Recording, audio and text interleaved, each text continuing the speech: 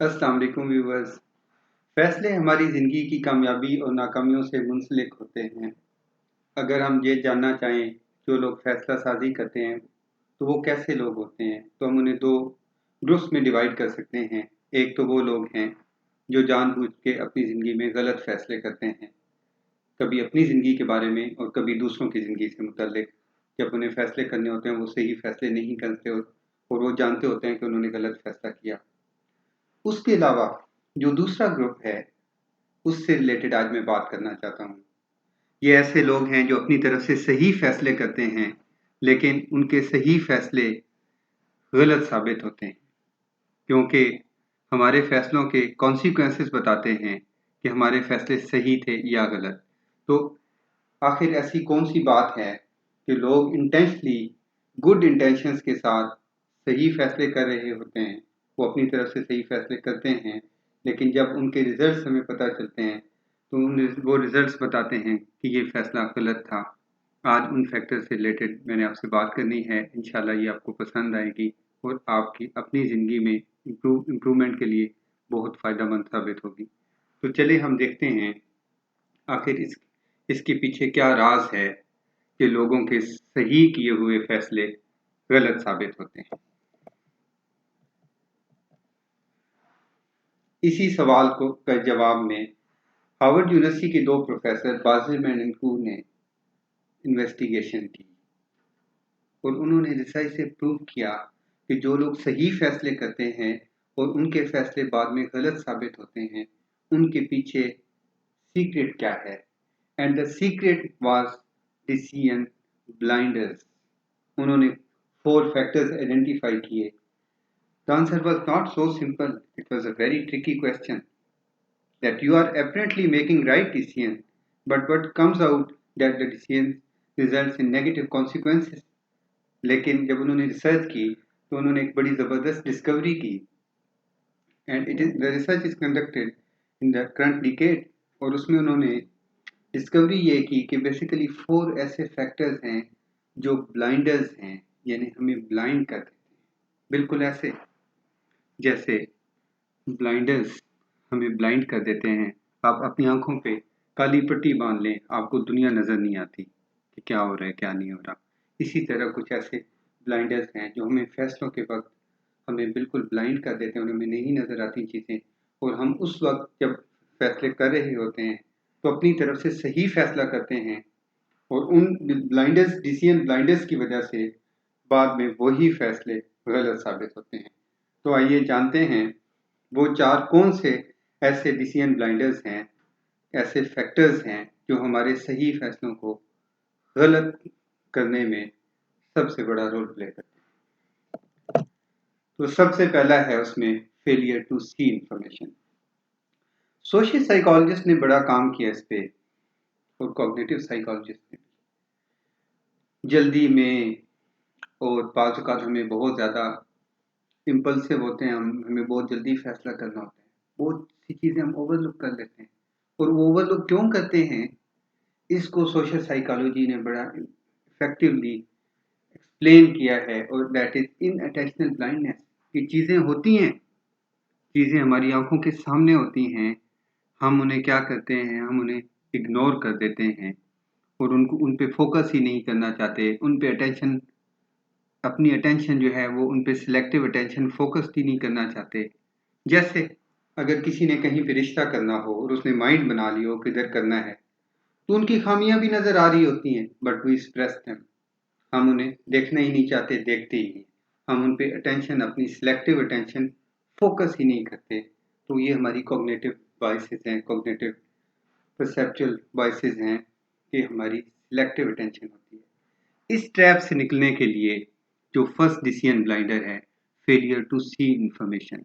और होता क्या, हम फैसला करते हैं, बाद में हम कहते हैं अच्छा ये मसला ये भी था।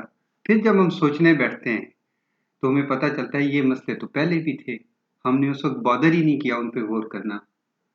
तो इसके लिए बेहतरीन ये है कि आपकी अटेंशन डिवाइडेड नहीं, सिलेक्टिव होनी चाहिए और आपको चीज़ों को minutely carefully as a whole observe करना चाहिए ताकि आप सही फैसला कर सकें और आपने चीज़ों को सही सही ऑब्जर्व किया हो, बाद में आपको रिग्रेट ना हो कि हाँ ये चीज़ें तो उस वक्त थी, अब याद आया ये चीज़ें तो थी, ये चीज़ें तो नज़र आ रही थी, बट वी इग्नोर्ड।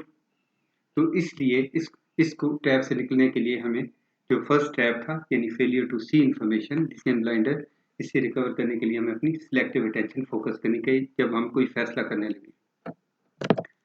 उसके बाद आता है फेलियर टू सीक इंफॉर्मेशन।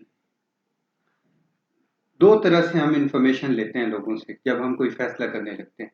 एक तो डिफरेंट सोर्सेज हैं जिनसे आपसे इंफॉर्मेशन कलेक्ट कर लेते हैं, और दूसरे जैसे हम आज जो अपनी ज़िंदगी में फैसले करते हैं, हमें सोशल मीडिया एजुकेट करता है, हमें टीवी एजुकेट करता है, हमें ड्रामा, हमें फिल्म, हमें हमारा नॉलेज, एजुकेशन, हर चीज़ एजुकेट करती है, हमारा एक्सपीरियंस एजुकेट करता है। और दूसरा हमें इम्पॉर्टेंट इंफॉर्मेशन मिलती है लोगों से, उसमें भी हमारे प्रॉब्लम्स हैं कि हमारी वॉइसेस हैं कुछ, कि हमने किससे बात करनी है, किससे नहीं करनी, किससे डिस्कस करना है, किससे डिस्कस नहीं करना। तो हम समटाइम्स जो इन्फॉर्मेशन हमें चाहिए होती है वो इन्फॉर्मेशन कलेक्ट ही नहीं कर पाते। एक रिसेंट एग्जांपल है मेरे सामने, एक केस की, एक डिप्रेस्ड गर्ल है जो मेजर डिप्रेसिव डिसऑर्डर से सफ़र कर रही। उसकी फर्स्ट कज़न से शादी हुई, सेम सिटी में रहते थे, और and he was drug addict. ये कैसे पॉसिबल हुआ? इसका मतलब आपकी कॉग्निटिव बायसेस थी, यानी आपने अपने, जी अपने हैं तो किसी से क्या पूछना है, लेकिन आपको चाहिए था कि अपने थे भी तो आप उसके दोस्तों से, उसकी जो कंपनी थी उसको देखते, आप और भी चीज़ों को देखते, एंड यू वर डिसीव्ड कि वो एडिक्ट है। और आप देखें जितना उसका रिलैप्स रेट है एडिक्शन का और जितना रिकवरी का कम रेट है, उससे देखें कि इट्स सुसाइडल डिसीजन। आपने गलत, इंतहाई गलत फैसला किया सिर्फ इंफॉर्मेशन ना लेने की वजह से। So we should seek information, we should seek information entirely from the broader perspective. सारे सोर्सेज से जो आपको इंफॉर्मेशन मिल रही होती है, हमें ऑल रेलेवेंट सोर्सेज से लेनी चाहिए और ऑल रेलेवेंट इंडिविजुअल से लेनी चाहिए। कैसे? आपने जब एडमिशन लेना है, जी फलां रिलेटिव ने कह दी जी उधर ले लें, ऐसा क्यों? आप तमाम लोगों से लें, तमाम पॉसिबल सोर्सेज से कंसल्ट करें, वर्ल्ड वाइड वेब से आप नॉलेज गेन करें, चीज़ों को खुद एक्सप्लोर करें, उस सारे जो रेलेवेंट इंडिविजुअल्स हैं उन सब से पूछें, फिर कोई फैसला करें, बजाय इसके कि आप लिमिटेड से लोगों से नॉलेज ले लें, लिमिटेड से लोगों से इंफॉर्मेशन लें और अपने करियर से रिलेटेड इतना बड़ा डिसीजन ले लें जिस पे आपकी पूरी लाइफ डिपेंड करेगी।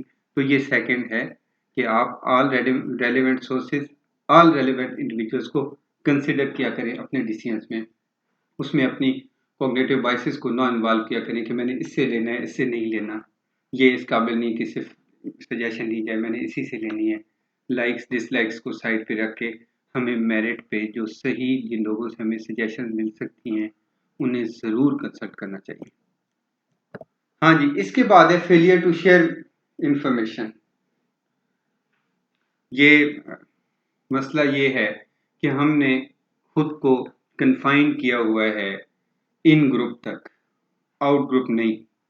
तो जो इन ग्रुप होता है, जैसे कहते हैं कि दोस्तों में कोई खामी नज़र नहीं आती और दुश्मनों में कोई खूबी।